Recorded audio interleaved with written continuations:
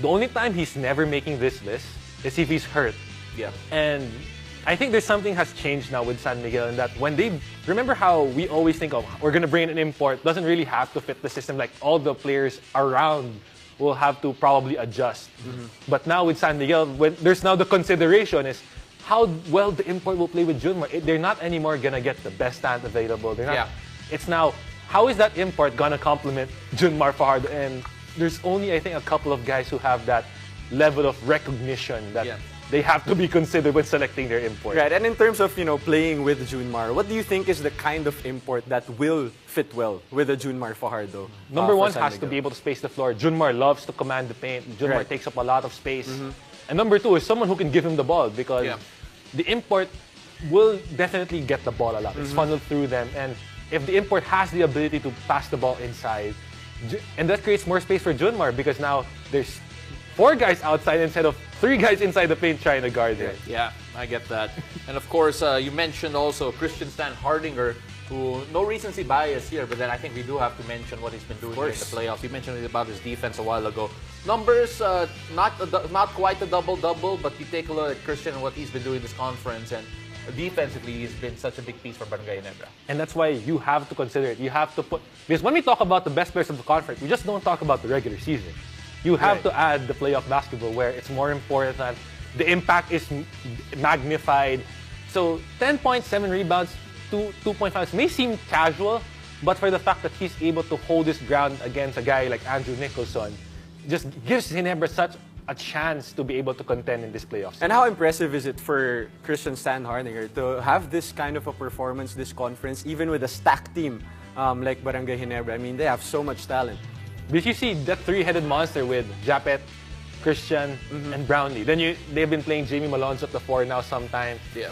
It's tight. Like if you don't have a good game, someone else is going to come in, and Christian has managed to play better so that Coach Tim, you see that the trust that he's earned from Coach Tim that he's letting him out there. Right. Now moving on to the third pick here, Raymond Almazan. Almazan in particular had a great tail end to the conference. In fact, when he went down with an injury that practically spelled doom and gloom here for Meralco, to be completely honest. You take a look at what Raymond Almazan has been doing and his effort, rock and roll talaga. Rock and roll talaga. And I'm lucky that I have not gotten hit by a Raymond Almazan screen just yet. You're lucky, Isaac. 10 points, He's 9... listening, he's waiting for you.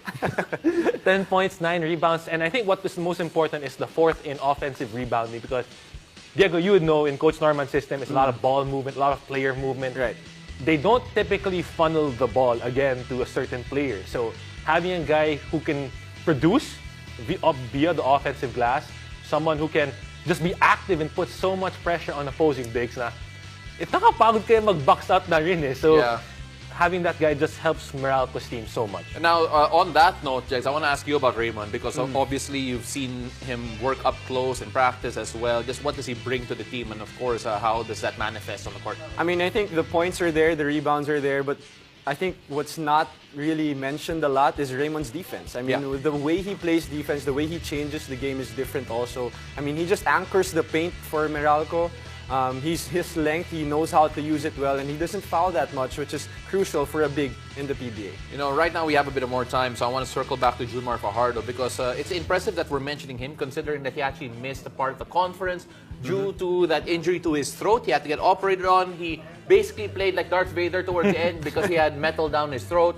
And you take a look at what Junmar has been doing here. Is that a further testimony to his talent level, his skill to be able to get through an injury like that and still produce very well towards the end?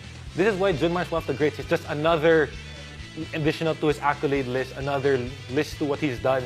Because most guys it's difficult to come back from an injury like that, to be physical, to take charge, especially after getting hit like that. Right. So for him to come back and still produce at the similar level before the pre-injury, it just shows how good Junmar Fajardo is and how his place in the PBA history books.